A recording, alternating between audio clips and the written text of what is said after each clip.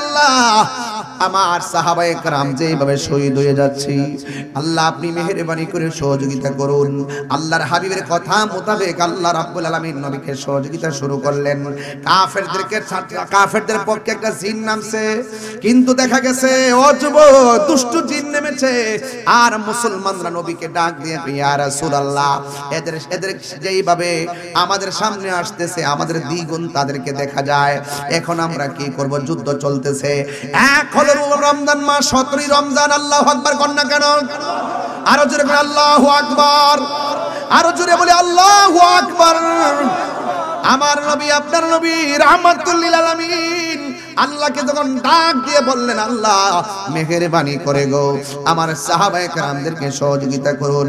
এবার আল্লাহর পক্ষ থেকে সহযোগিতা এমন ভাবে আসা শুরু করলো, সাহাবায়ে কেরাম বললেন আমরা এতক্ষণ যুদ্ধ করতে সামনে যেতে পারি না, ওরা আমাদেরকে এমন ভাবে অ্যাটাক করে, কিন্তু আমার নবী দুইটা হাত বাড়ায় দেওয়ার পর এমন ভাবে আসমানি সাহায্য চলে আসতেছে, আমরা যখন কাফেরদেরকে গলার মধ্যে কূপ দিতে যাই, আমরা তাকে দেখি আমরা কূপ দেওয়ার আগে কাফের কল্লা আলাদা হয়ে যায়। আরো বড় করে কোন আল্লাহু আকবার।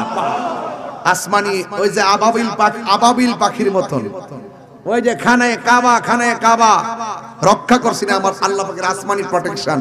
এই প্রোটেকশন এখনো আছে না নাই? অনেকে বুঝে না আর কি, চলতেছে, কিন্তু চলতেছে না, চলতেছে। এই জন্য আমার যুবক ভাইরা রহমাতুল লিল আলামিনের রহমতের দুইটা হাত মোবারক তুলে দিয়েছে, আর সাহাবায়ে কেরাম কাফেরদের সঙ্গে যুদ্ধ শুরু করে দিয়েছে। এবার শুধু তাই নয়, আমার নবী পাকের হাত মোবারকের মধ্যে বালু মোবারক নিলেন, এই বালু মোবারক গুলো নিয়ে আল্লাহর হাবিব কাফেরদেরকে যখন নিক্ষেপ করেন, প্রত্যেকটা বালু কণা তীর হইয়া কাফেরদেরকে আঘাত করেছে। আল্লাহ বলে, ও বন্ধু, যুদ্ধের ময়দানে আপনি যা মেরেছেন সব আমি আল্লাহই মেরেছি। জোরে কন্যা সুবহানাল্লাহ। রহমতে আলম নূরে মুজাসসাম, রহমতে নূরে মুজাসসাম, সাহাবীরা আতর বানায় ওই নবীজির ঘাম, বলো না সাহাবীরা আতর বানায় গাম। চিনো জানো মানো কেমন আমার নবীজি, চিনো জানো মানো কেমন আমার নবীজি, যাহার প্রেমে পাগল চন্দ্র তারকারাজি, বলো চিনো জানো মানো কেমন ই যাহার প্রেমে পাগল চন্দ্র তারকারাজি। তোমরা আরো শুনবানি সুন্দর কাহিনী, আরো শুনবানি সুন্দর কাহিনী, জান্নাতের রুমে রুমে লেখা নবীর নাম, বলো না জান্নাতের রুমে রুমে লেখা নবীর নাম, বলো না রহমতে নূরে মুজাসসাম, রহমতে নূরে মুজাসসাম, সাহাবীরা আতর বানায় ওই নবীজির ঘাম, বলো না সাহাবীরা আতর বানায় ওই নবীজির ঘাম। জোরে জোরে কি আল্লাহু আকবার বলা যাবে না? হায় রে ও আমার যুবক যুবক, আল্লাহ বলেন, ইজতাকুলু লিল মুমিনিনা আলা ইয়াকফিয়াকুম আইয়ুমিদ্দাকুম রাব্বুকুম বিসালাসাতি আলাফিম মিনাল মালাইকাতি মুনজালিন। আল্লাহ রাব্বুল আলামিন কে বন্ধু, আপনি মুমিনদেরকে বলেছিলেন, ও বন্ধু স্মরণ করো সেই সময়ের কথা, আপনি মুমিনদেরকে বলেছিলেন তোমাদের কি এটা যথেষ্ট নয়? আলা ইয়াকফিয়াকুম আইয়াকফিয়াকুম, তোমাদের জন্য কি যে যথেষ্ট নয় যে রব্বুকুম তোমাদের রব বিসালাসাতি আলাফি মিনাল মালাইকাতি মুনজালিন। তখন তোমরা যখন এই কাফেরদের মোকাবেলায় আমার কাছে বলেছিলে যুদ্ধের ময়দানে তোমাদের সংখ্যা দ্বিগুণ মনে হচ্ছে, তখন আল্লাহ রাব্বুল আলামিন আসমান থেকে তোমাদেরকে সহযোগিতা করার জন্য 3000 ফেরেশতা নামায়ে দিয়েছে। কয় হাজার? 3000 ফেরেশতা নামায়ে দিয়েছেন। এটা কি তোমাদের জন্য যথেষ্ট নয়? জবানটা খুলে বলেন, দেওয়ার মালিক কে? আল্লাহ। নবীর পক্ষে থাকলে খোদাই প্রোটেকশন রেডি আছে, কথা বলেন ঠিক কিনা? নবী আছে, রব আছে, নবী নাই, রবের রহমত নাই, কথা বলেন ঠিক কিনা? তাইলে এখন কি ভয় পাওয়ার কিছু আছে? 313 সাথে যুক্ত হয়েছে কয় হাজার? কথা কয় না, কয় হাজার? 3000। শুধুমাত্র তাই নয় যুবক ভাইরা আমার, আরো আছে, এর বেশি আর যাব না। আল্লাহর হাবিব সাল্লাল্লাহু আলাইহি ওয়াসাল্লামের সাহাবীরা দেখতেছেন আমরা কূপ দেওয়ার আগে কাফেরদের কল্লা পড়ে যায়। এরপরে দেখেন, এরপরে যুদ্ধের মাঠে আব্দুর রহমান ইবনে আউফ সম্ভবত রাদিয়াল্লাহু তাআলা আনহু দাঁড়ায় আছেন এক জায়গার ভিতরে। যখন দাঁড়ায় আছে তখন ওই জায়গাতে ছোট্ট দুইটা বাচ্চা যায় কয়, দাঁড়ায় রইছেন কে লাগা? সুবহানাল্লাহ। আরো বড় করে এই ছোট্ট দুইটা বাচ্চা কিন্তু নবী পাকের সঙ্গে কিন্তু যুদ্ধের মাঠে আসছে। সুবহানাল্লাহ করে দেন না? ডাক দিয়ে কইতেছে, দাঁড়াই দেখেন না আবু জাহিলরা দেখছেন নি? কাফেরদের সেনাপতিরা দেখছেন নি? বাচ্চাটি কি ছোট না বড়? ছোট্ট দুইটা বাচ্চা কয় আবু জাহিলরা দেখছেন নি? তখন কোন তো কেমনটা লাগে। এরপরে কহ দেখছি তো ওই যে গুড়ার উপরে। এখন ছোট্ট দুইটা বাচ্চা আস্তে আস্তে গুড়াটার কাছে গেছে, যাইয়া দে আবু জাহিলরা অনেক উঁচা জায়গায়, ছোট বাচ্চা লাগাল হয় না। একবার লেগে পরামর্শ করে, ভাই আমি দিমু গুড়ার পাউডার, তুই দিবি ভাই আবু জাহিলের পাউডার। আর জোরে কইতেন সুবহানাল্লাহ, কইতেন না? আল্লাহু আকবার জোরে কর না কেন? আর জোরে আল্লাহু আকবার কর না কেন? এটা কি গায়ের জোর না প্রেমের জোর? প্রেমের কোনো বয়স আছে রে? ছোট ছোট বাচ্চা, একবার ছোট্ট ছোট্ট বাচ্চা পর্যন্ত। আমার ভুল হইতো ওয়াজে কোরআন, আমি কইছি নীরব না বিপ্লব? একো বিপ্লব, বিপ্লব। আল্লাহু আকবার। কি দেখো? বিপ্লব, বিপ্লব। নীরব না বিপ্লব, বিপ্লব, বিপ্লব। তুমি কে আমি কে, সুন্নি সুন্নি, কথা কোন ঠিক না বেঠে? আমার যুবক ভাইয়েরা, এতক্ষণ আমি কথা বললাম, কথাগুলো খুব মোটিভেশনালি ভাবে আপনারা সবাই শুনলেন। অনেকগুলো তথ্য আমি আপনাদের কাছে জানালাম। আল্লাহ রাব্বুল আলামিন কোরআনের মধ্যে বলে দিয়েছেন, ওয়ালা ক্বাদ নাসারাকুমুল্লাহু বিবাদরিন ওয়া আনতুম আযিল্লা। আল্লাহর সাহায্য ছিল যখন মুসলমানরা একটু দুর্বল দুর্বল ছিল। একদিকে হলো রোজা, আর একদিকে হলো বালু মাটি। যুদ্ধের ময়দানে কাফেরদের সংখ্যা হলো 1000, মুসলমানদের সংখ্যা হলো মাত্র 313 জন। যুদ্ধের ময়দান যখন যুদ্ধ শুরু হয়ে গেল, কাফেররাই রমজান মাসে রোজা রেখে যুদ্ধের ময়দানে যাওয়ার পর সাহাবায়ে কেরামদেরকে আমার নবী ডাক দিয়ে কয়, সাহাবীরা তোমাদের যুদ্ধ করতে কোনো অসুবিধা হচ্ছে কিনা? সাহাবায়ে কেরাম বললেন, ইয়া রাসূলুল্লাহ, ওরা শক্ত বালুতে আছে, আমরা যেই জায়গার মধ্যে অবস্থান করেছি ওই চোখের সামনে সূর্যটা লাগে, আর ওরা যেই জায়গার মধ্যে দাঁড়াইছে তাদের পিছন দিক দিয়ে সূর্য ওঠে, চেহারার মধ্যে সূর্য লাগে না। আল্লাহ রাব্বুল আলামিন হাবিবের মতো মুস্তাজিবুদ দাওয়া পৃথিবীর কোনো নবী রাসূল নাই, কথা বলেন ঠিক কিনা? আল্লাহর হাবিব আল্লাহকে ডাক দিয়ে কি, আল্লাহ আমার সাহাবীরা নির্ভীক ভাবে আমি নবীর নেতৃত্বে যুদ্ধের ময়দানে এসেছে, ওদের চোখের মধ্যে সূর্যের কারণে তীরের আঘাত দেখে না, পাথরের আঘাত দেখে না। আল্লাহর হাবিব যখন আল্লাহর কাছে ফরিয়াদ করলো, সাথে সাথে আমার আল্লাহ সূর্যের মুখের মধ্যে মেঘমালা দিয়া ছায়া দিয়ে দিয়েছে। এই সাহায্য এখনো আছে না নাই? আর যারা আছে না নাই? এবার আমার নবীর সাহাবীরা যুদ্ধ শুরু করলো। খুব মনোযোগ দিবেন, খুব মনোযোগ। একটা গুরুত্বপূর্ণ জায়গায় যাব আপনাদেরকে নিয়ে ইনশাআল্লাহ। রাজি আছেন তো ইনশাআল্লাহ? জনম জনম যদি গাহি, সারা রাত মালিকের গান গাইলে কি ফুরাইবো? তোমার মহিমা গাওয়া শেষে হবে নাহি, দয়া করো মায়া করো, ও ও হে দয়াবান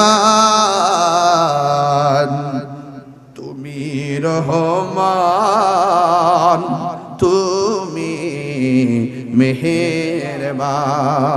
ঠিক কিনা বলেন?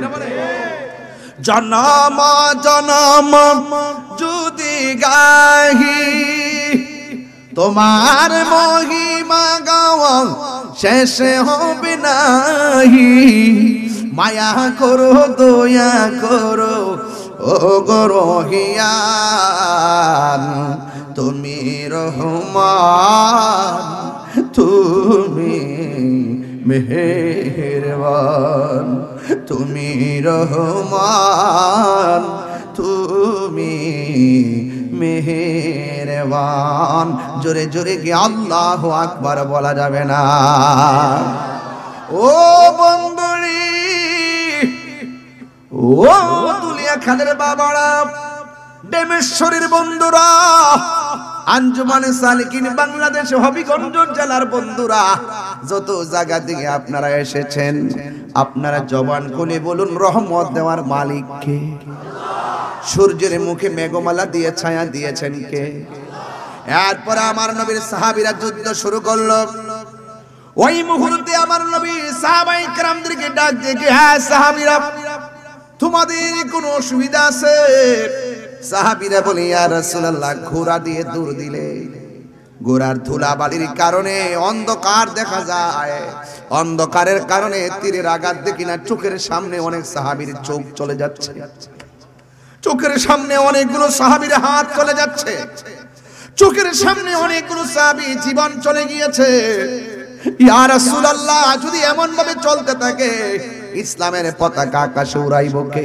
সুবহানাল্লাহ। এবার আমার নবী, আপনার নবী মহান রবের কাছে দুইটা হাত বাড়ায় দিলেন, আল্লাহ আপনি না ওয়াদা করেছেন আপনি আমাদেরকে সহযোগিতা করবেন। এইভাবে যখন আল্লাহর হাবিব দুইটা হাত আল্লাহর দরবারে বাড়ায়া দিছে, সাহাবায়ে কেরাম দেখতেছেন হাতটা বাড়াইতে দেরি, কাফেররা যদিও শক্ত মাটিতে ছিল, মুসলমানরা যদিও বালু মাটিতে ছিল, কাফেররা যদি একটু আগে ভালো অবস্থানে ছিল, মুসলমানরা যদিও ধুলায় দূষিত অবস্থানে ছিল, আল্লাহর হাবিব যখন হাত বাড়ায়া দিছে, ওই মুহূর্তে সাহাবায়ে কেরাম বলেন, আমরা তাকায়া দেখলাম আল্লাহ পাক রব্বুল আলামিন আসমান থেকে মুষলধারে বৃষ্টি নামাইয়া শক্ত মাটিরে পিছলা বানাইয়া দিছে, আর ধুলায় দূষিত জায়গাকে আমার আল্লাহ যুদ্ধের উপযুক্ত বানাইয়া দিছে।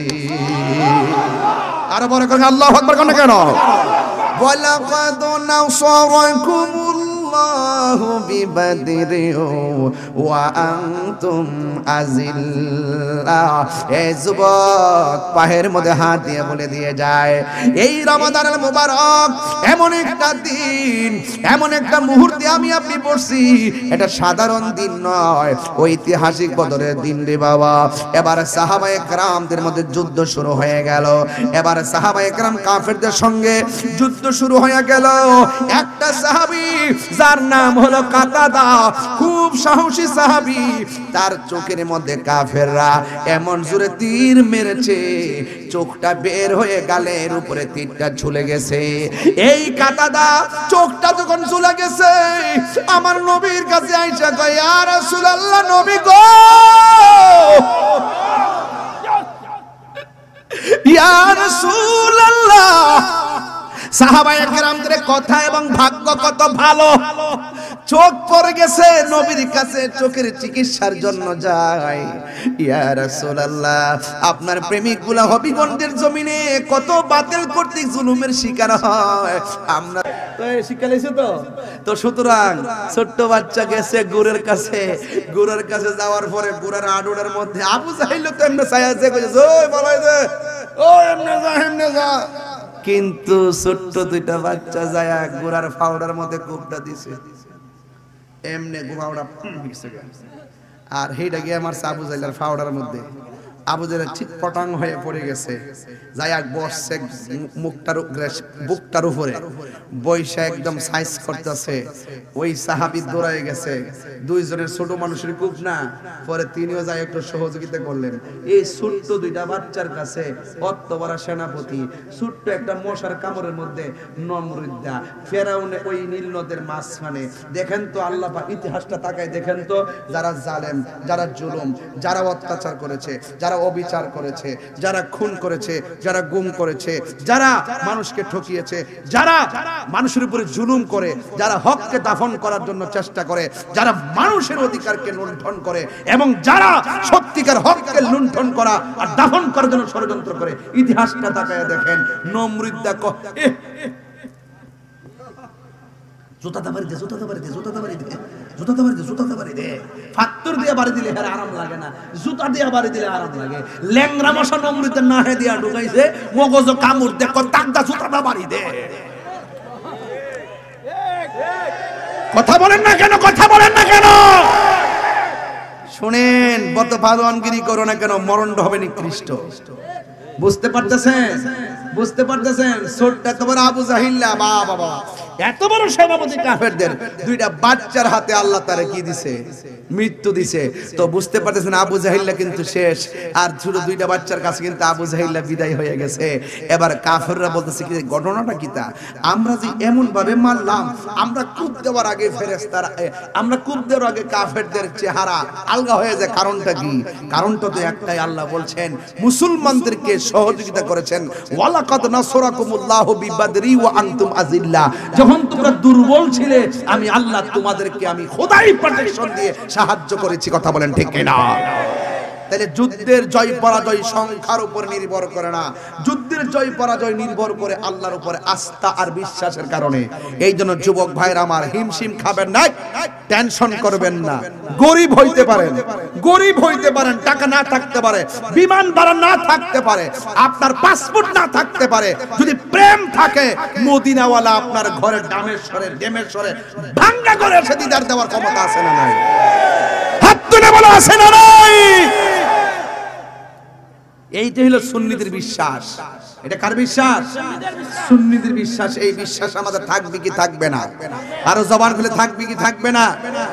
মুসলমানরা এই যুদ্ধের মধ্যে বিজয়ী হয়েছে, আলহামদুলিল্লাহ। কন্যা কেন? এবার মুসলমানদের কয়জন শহীদ হইল? 14 জন। জোরে কোন কয়জন? শুনেন, এটা মনে রাখবেন, এটা পরীক্ষা তো আসবে। মুসলমানদের সর্বপ্রথম ইসলামের যুদ্ধ, কাফেরদের সঙ্গে মুসলমানদের প্রথম যুদ্ধের নাম কি? বদরের যুদ্ধ। এটা মনে রাখবেন। এই বদর উপত্যকাটা যখন হজে যাবেন অবশ্যই ওই জায়গার মধ্যে যাবেন, গেলে আপনি অনেক শান্তি পাবেন, আমার মতো আপনারা শান্তি পাবেন। আমি তো ওখানে গিয়ে অনেক কথা বলেছি, অনেক তথ্য জানার চেষ্টা করেছি। আর ওই সাদা বালুর নির্মিত সেই উঁচা জায়গা যেখানে ফেরেশতার নাম ছিল, সেই জায়গাটা দেখে আসছি। আলহামদুলিল্লাহ বলবেন না? আর যদি আলহামদুলিল্লাহ বলেন না কেন? তাহলে আওয়াজ করে বলুন আল্লাহর সাহায্য এখনো আছে না নাই? এই বদরের যুদ্ধ থেকে আমাদের শিক্ষা কি জানেন? যে আমাদের যতটুকু হোক, শরীর দুর্বল হোক, কিন্তু মনোবলটা অনেক বড় লাগবে, ইমানি পাওয়ারটা একটু বেশি লাগবে। আল্লাহ পাক যেন আমাদের সকলকে বুঝার তৌফিক দান করে, আমিন বলেন। আরো জোরে বলেন না আমিন। একটু মালিকের জিকির করব, রাজি আছেন না নাই? এই রমজান মাসে আমরা কি একসঙ্গে দোয়া করে বাড়ি যেতে পারি না? আর যারা বাড়ি কি পারি না, তাহলে কেউ কিন্তু উঠবেন না, উঠবেন। মুরব্বি বাবা, এই ছেলে দেখকে ফেলাইছি, কিন্তু লরণ যেত না। আমি রাত্র বেশি হয়েছে দিকে ডাইরেক্ট ওয়াজ ঢুকে গেছি গা। যদি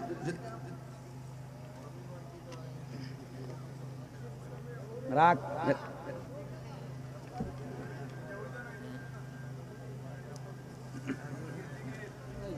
আরে ঘোড়ার মাংস খাওয়া কি যাবে?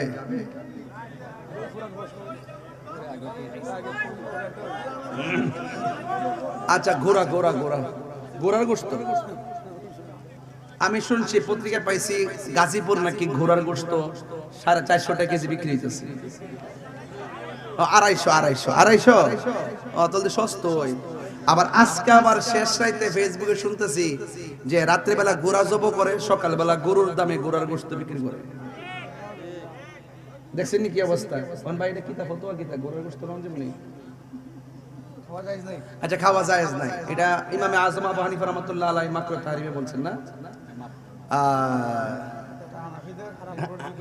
হানাফিদের নির্ভরযোগ্য মতে এটা খাওয়া যাবে না, ঠিক আছে। আর এছাড়া এটা যুদ্ধের প্রতীক, রাসূল সাল্লাল্লাহু আলাইহি ওয়াসাল্লাম যুদ্ধের ময়দানে যুদ্ধের উপর খাওয়ার কথা বলছিলেন, এটা অবস্থার আলোকে, প্রেক্ষাপটের আলোকে বলছিলেন। কিন্তু এটা ইমামে আজম আবু হানিফা রাহমাতুল্লাহ প্রেক্ষাপটের আলোকে অনেক কিছু প্রয়োজন বোধে অনেক কিছু খাওয়া জায়েজ আছে।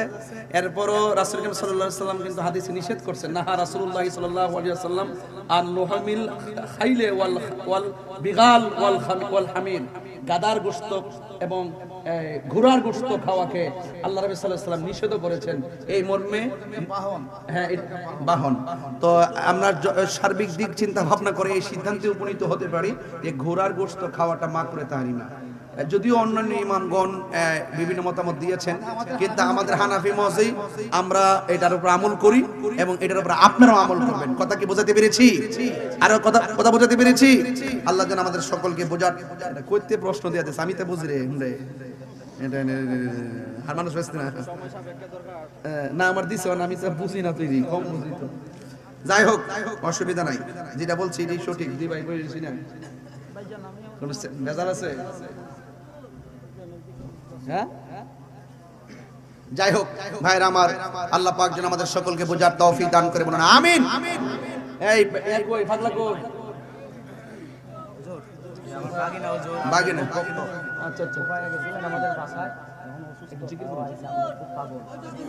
জিকির হইতো না ইনশাআল্লাহ। জিকির করলে তো উঠতে যাবো, এই জন্য জিকির করি না। কে উঠবো? তো জিকির উঠার আগে রাখস না, বুঝোস না তো কিছু। লাইনে ফালাতেছে, এই আজান হইতো, গোড়ার গোশত কেমন যাইব নি? আমল করতেন নি? মাশাআল্লাহ মাশাআল্লাহ, দেখা করতেছে। আলহামদুলিল্লাহ, থ্যাংক ইউ বাবা। আচ্ছা তুই লো। এই মাহফিল কমিটি উনি ওই লোকটা কোথায়? কালেকশনটা কি নগদ না বাকি? নগদ বাকি। আরে বাবা, আলাইকা ইয়া শাফিআল মুযনিবিন, আসসালাতু ওয়াসসালামু আলাইকা ইয়া রাহমাতাল লিল আলামিন, আল্লাহুম্মা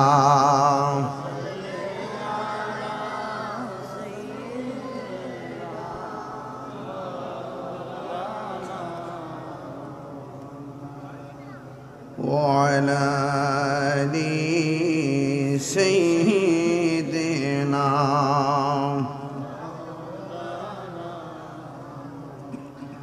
দরদ মাকা কণ্ঠে পড়ুন, আল্লাহুম্মা সাল্লি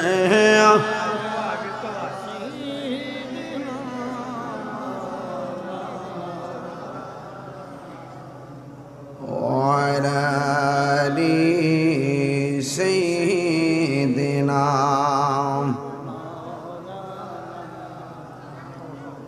বিয়াদব রাসূল যারা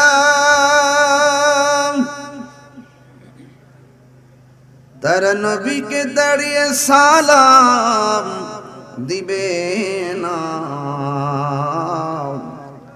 আশিকে রাসূল হইবে যারা, আশিকে রাসূল হইবে যারা, তার নবীর দুরূদ কি আম ছাড়বে না, আল্লাহুম্মা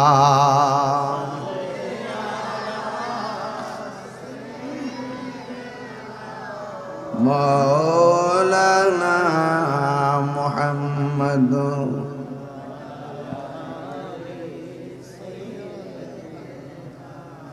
মাওলানা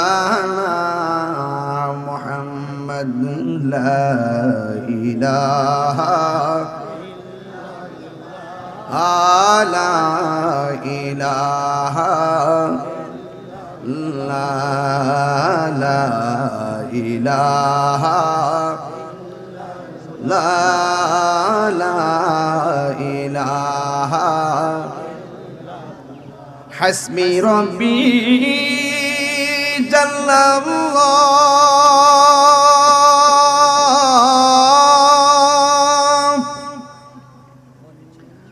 মা ফি কলবি গায়রুল্লাহ। সুবহানাল্লাহ বলেন না। পড়ুন নূর মুহাম্মদ সাল্লাল্লাহু লা ইলাহা লা ইলাহা লা ইলাহা লা ইলাহা ইল্লাল্লাহ মুহাম্মাদুর রাসূলুল্লাহ সাল্লাল্লাহু আলাইহি ওয়াসাল্লাম। সকলে পড়ি আলহামদুলিল্লাহ। উপস্থিত হবিগঞ্জ ডেমেশ্বর আঞ্জুমানে সালিকিন ও এলাকাবাসীর উদ্যোগে আয়োজিত মুহুদি কনফারেন্সের সম্মানিত সভারত্ন আহলুস সুন্নাত ওয়াল জামাআত বাংলাদেশের সম্মানিত মাননীয় চেয়ারম্যান উপমহাদেশের সুলতানুল মুনাজিরিন রাহনুমায়ে শরীয়ত তরিকত উস্তাদুল উলামা বদরুল ফুকাহা আল্লামা সাহেব কিবলা সিরাজনগরী হুজুর মুদ্দাজিল্লাহুল আলী বারাকাল্লাহু তাআলা ফি হায়াতিহি। সকলে পড়ুন আমিন। আজকের মাহফিলে সম্মানিত প্রধান অতিথি সিরাজনগর দরবার শরীফের সুযোগ্য সুদক্ষ শাহজাদা আন্তর্জাতিক খ্যাতিসম্পন্ন মুফাসসিরে কোরআন তারুণ্যের আইকন আইডল বর্তমান প্রেক্ষাপটে অসংখ্য সুন্নি জনতার প্রেরণার বাতিঘর বিশিষ্ট লেখক ও গবেষক মুনাজির মুবাহিস অধ্যক্ষ আল্লামা মুফতি শেখ শিব্বির আহমদ সাহেব কন্দজুল্লাহুল আলী, আজকের মাহফিলের সম্মানিত উদ্বোধক হযরত সৈয়দ শাহ ওসিউল্লাহ রহমাতুল্লাহ আলাইহি ইসলামী ওয়েলফেয়ার ট্রাস্টের সম্মানিত প্রধান উপদেষ্টা বিশিষ্ট সমাজসেবক পীরজাদা সৈয়দ ফজলে আলাহি শামসুদ্দোহা সাহেব, প্রধান মেহমান জনাব মাহবুবুর রহমান আউয়াল সাহেব, শুভেচ্ছা বক্তব্য রেখেছেন আঞ্জুমানে সালিকিন বাংলাদেশের কেন্দ্র নির্বাহী মহাসচিব ডাক্তার শেখ মোহাম্মদ ফারুক মিয়া সাহেব ফারুক ভাই, সভাপতি জনাব আব্দুল হামিদ সাহেব খাদেম সিরাজনগর দরবার শরীফ, সহসভাপতি হাজী শাহিদুল হক শাহ মোহাম্মদ কাজল মিয়া। আজকের মাহফিলের প্রধান বক্তা পীরে তরিকত সিরাজনগর ফাজিল ডিগ্রি মাদ্রাসা সহকারী অধ্যাপক মাওলানা মোহাম্মদ নুরুল আফসার চৌধুরী সাহেব এবং উপস্থিত আছেন হযরত আল্লাহ মাওলানা শমুজ আলী মুজাহিদি সাহেব, মাওলানা মুবাশশির আহমদ আল কাদরি সাহেব, মুফতি শামসুর রহমান আল কাদরি সাহেব, মাওলানা হাফেজ মতিউর রহমান সাহেব, মাওলানা কারি হুমায়ুন কবির সাহেব সহ ওয়া মুবাল্লিগিন উলামায়ে ইকরাম, ইন্তেজামিয়া কমিটির পক্ষে মাওলানা মৌলভী মোহাম্মদ কবির মিয়া ঠিকাদার সাহেব সহ ওয়া মুবাল্লিগিন উলামায়ে ইকরাম, উলামায়ে আহলুস সুন্নাহ, যে আল্লাহ রাব্বুল আলামিন আমাদের সকলকে 12টার সময় পবিত্র মাহে রমাদান কারীমে একত্রিত হওয়ার সুযোগ দিয়েছেন। শুকরিয়াতান সকলে পড়ুন আলহামদুলিল্লাহ। লাখ কোটি দরুদ ও সালাম ওই নবীর নূরানি কদম মোবারকে যিনি হায়াতুন নবী নূর নবী গায়বের খবর দেনে ওয়ালা হুজুরপুর নূর সাল্লাল্লাহু আলাইহি ওয়াসাল্লামের উম্মত হিসাবে আল্লাহ পাক আমাদের সকলকে কবুল করেছেন। এজন্য শুকরিয়াতান আবারও পড়ি আলহামদুলিল্লাহ। আমার পূর্বে ঈমান আকীদা সুপ্রতিষ্ঠিত রাখার নেপথ্যে খুব জাজালু কণ্ঠে সংক্ষিপ্ত বক্তব্য রেখেছেন গুরুত্বের সাথে আল্লামা পীর মুফতি শেখ শিব্বির আহমদ সাহেব মুদ্দাজিল্লাহুল আলী এবং বক্তব্য রেখেছেন আল্লামা সাহেবুল্লাহ সিরাজনগরী হুজুর মুদ্দাজিল্লাহুল আলী। এই আলোচনাগুলো শুধুমাত্র শোনার মধ্যে সীমাবদ্ধ রাখবেন না।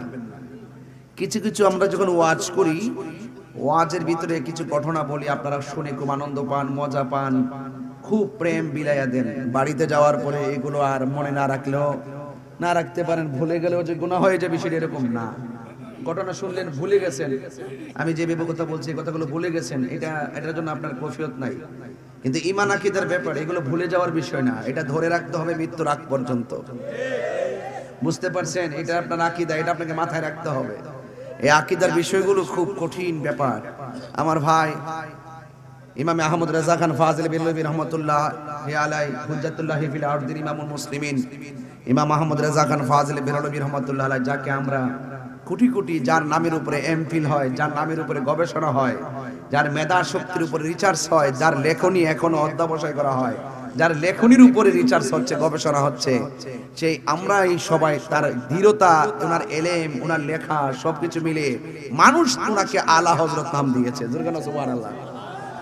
আপনাকে বড় বলে বড় সে নয়, লোকে যাকে বড় বলে বড় সে হয়।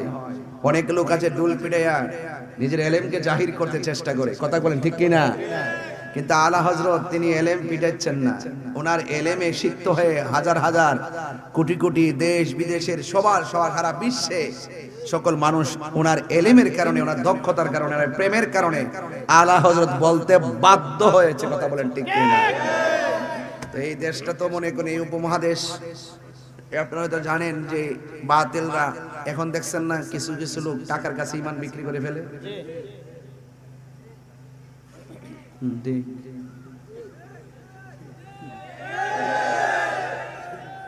চেয়ার পাইলে হক কথা বললা যায়,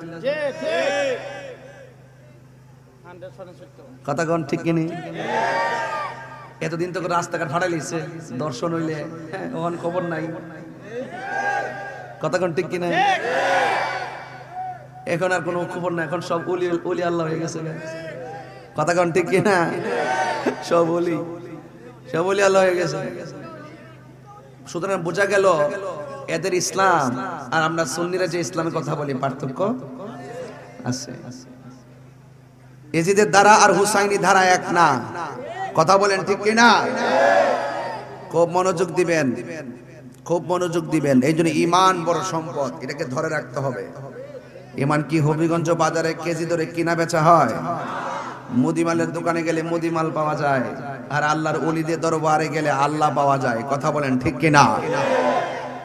এই জন্য আল্লাহর হাবিব সাল্লাল্লাহু আলাইহি ওয়াসাল্লাম বলেছেন, আমি তোমাদের কাছে দুইটা জিনিস রেখে যাচ্ছি, এই দুইটাকে যদি আঁকড়ে ধরে রাখো তোমরা কখনো পথভ্রষ্ট হবে না।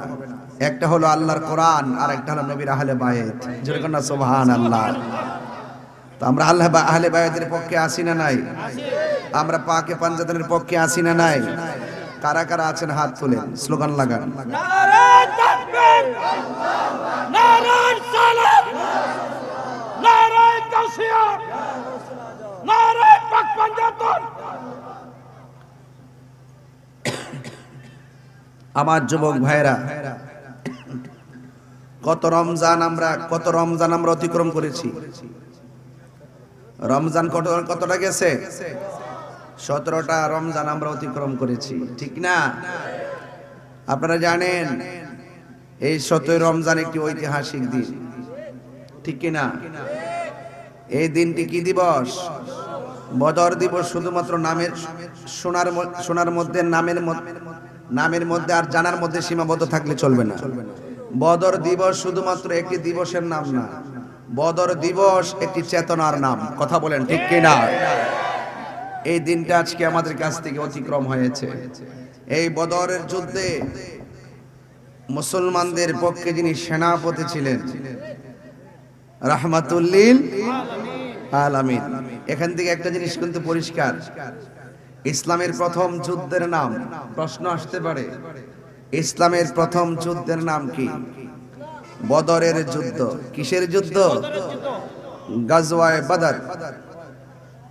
যুদ্ধটা যেই জায়গায় অনুষ্ঠিত হয়েছিল সেই জায়গার নাম বদর, এই জন্য যুদ্ধের নাম বদরের যুদ্ধ। জোরে বলেন সুবহানাল্লাহ। এই যুদ্ধে মুসলমানরার সংখ্যা ছিল মাত্র 313 জন। জোরে বলেন কয়জন? আর কাফেরদের সৈন্য সংখ্যা ছিল 1000। জোরে বলেন কয় হাজার?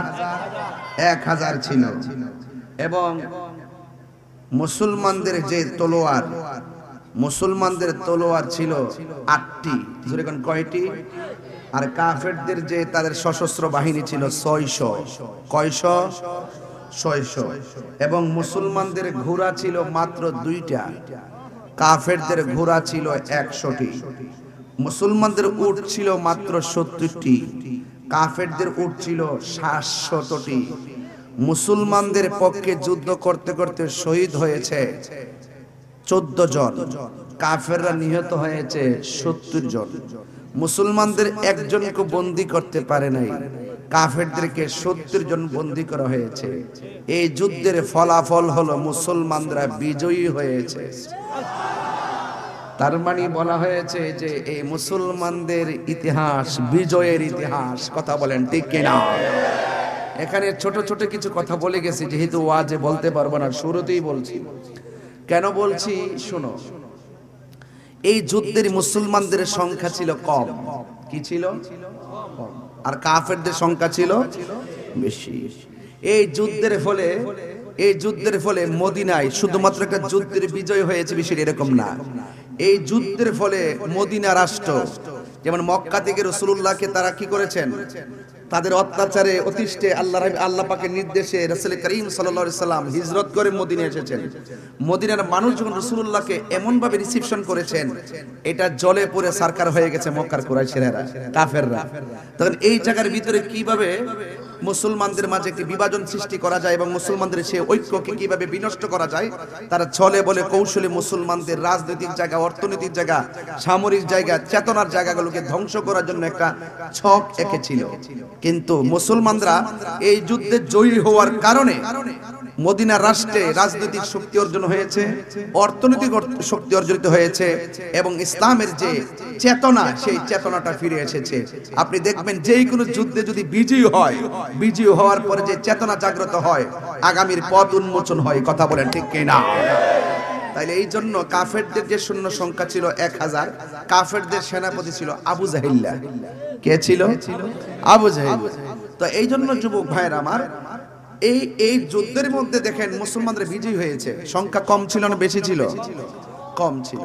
এরপর বিজয়ী হয়েছে। তার মানে বোঝা যায় যুদ্ধের জয় পরাজয় সংখ্যার উপরে নির্ভর করে না।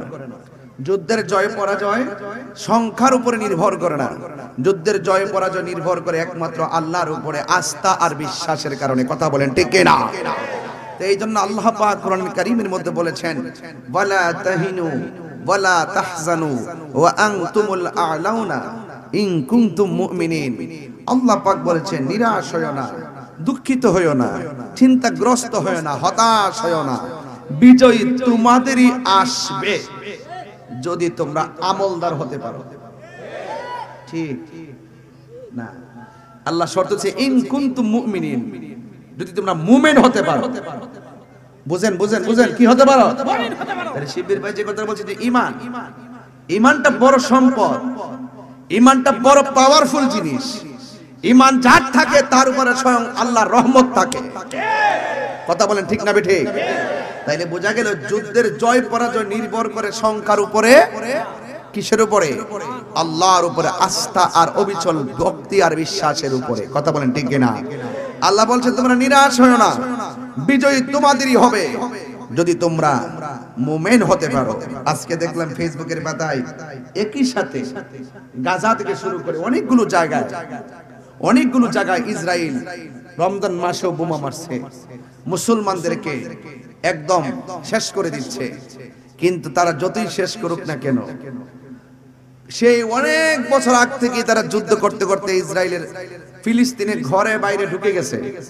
এরপরও কি ফিলিস্তিনের মুসলমানদের স্পিরিট কি কমাইতে পারছে? কেন পারে নাই? এদের ভিতরে ঈমান আছে। কি আছে? ছোট ছোট বাচ্চারা দেখেন বুলেটের সামনে যায় বলে, চলো বুলেট, রক্ত দিয়ে হলো মসজিদ আকসাকে রক্ষা করব। কথা বলেন ঠিক কিনা বলেন? এই মুসলমানদের অন্তরে বদরের চেতনা আছে। কিসের চেতনা আছে?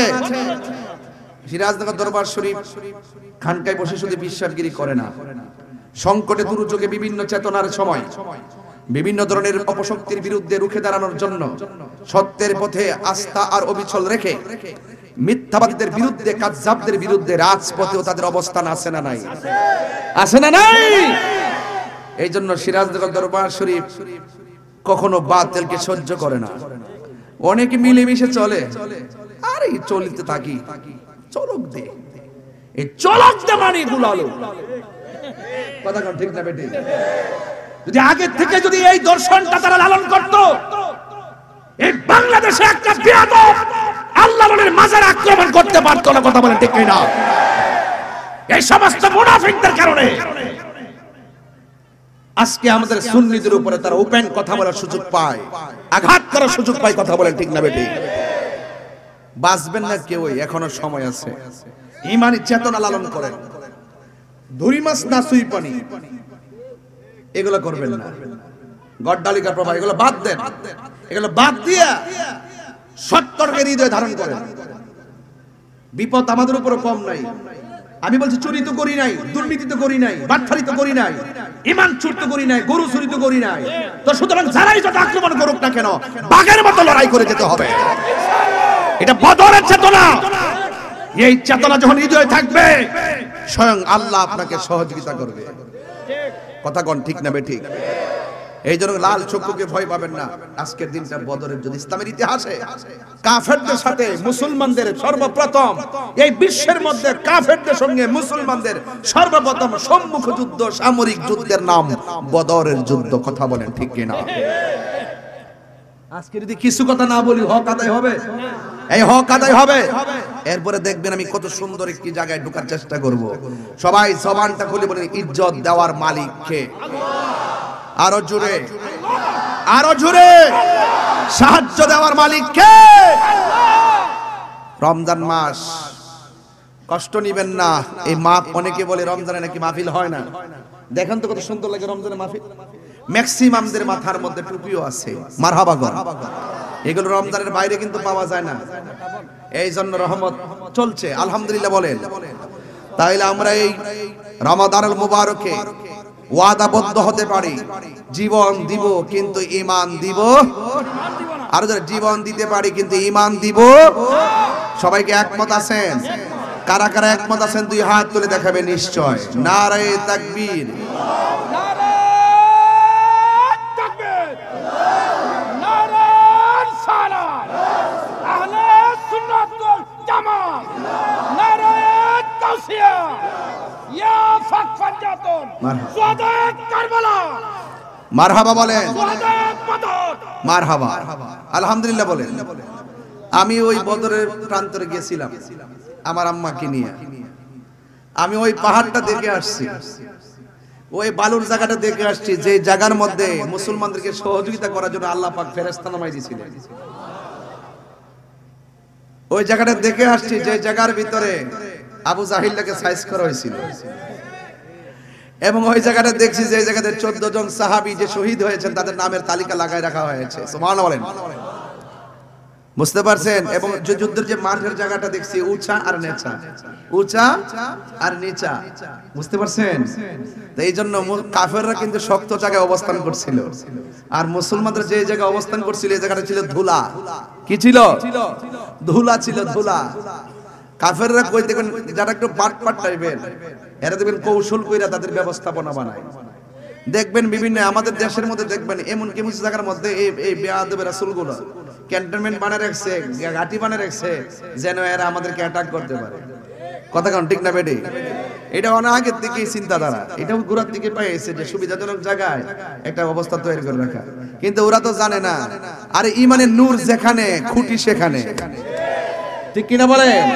বিল্ডিং এর খুঁটি থরথর করে ভেঙে যাবে, কিন্তু ইমানের খুঁটি ভাঙবে না। কথা বলেন ঠিক কিনা আমার ভাইয়েরা? এজন্য আল্লাহ পাক কোরআনের মধ্যে বলছেন, ইয়া আইয়ুহাল্লাযিনা আমানু, হে ঈমানদারগণ, ইযা লাকিতুম ফিআতান ফাসবুতু, যখন তোমরা, হে ঈমানদারগণ, যখন তোমরা তাদের মুখোমুখি হবে তোমরা অবিচল থাকবে। অবিচল কি থাকবে? অবিচল থাকবে। যখনই তোমরা কোনো দলের সাথে মুখোমুখি হবে, ফিআত মানে দল, যখন কোনো দলের সঙ্গে মুখোমুখি হবে মানে কি? হে ঈমানদারগণ, যখন কোনো বেঈমানের সঙ্গে মুখোমুখি হবে, ফাসবুতু, তোমরা অবিচল থাকো। ওয়াজকুরুল্লাহ, আল্লাহকে স্মরণ করো। ওয়াজকুরুল্লাহ, আল্লাহকে স্মরণ করো। কাকে স্মরণ করো? আচ্ছা বলেন তো, বিপদের সময় স্মরণ যদি করি আল্লাহকে, আমাদের আল্লাহর দয়া আছে না নাই? আরো জোরে আছে না নাই? আল্লাহ বলছেন, যদি এই অধিক পরিমাণে স্মরণ করতে পারো, লাআল্লাকুম তুফলিহুন, অবশ্যই তোমরা কি হবে? সফল কাম হবে। চিৎকার মেরে বলেন সুবহানাল্লাহ। তো এই রমজান মাসে 17 রমজান মুসলমানরা ছিল রোজা, আর কাফেররা গায়ের মধ্যে তেল তুল মাইকাইছে, খায়াটা মোটামুটি ফাটার মতন হয়ে গেছে। হইলে কি গায়ের জোরের দাম বেশি না ইমানের জোরের দাম বেশি? আরো বড় করে বলেন না কেন? ইমানের জোরের দাম বেশি। এই জন্য আল্লাহ বলছেন তোমরা যদি মুখোমুখি হয়ে যাও তাহলে তোমরা অবিচল থাকবা, শক্ত থাকবা, কিন্তু ভেঙ্গে পড়বা না। ভরসা করবা একজনের উপরে, জবান খুলে কোন তিনি কে? আল্লাহ। এতে কোনো সন্দেহ আছে?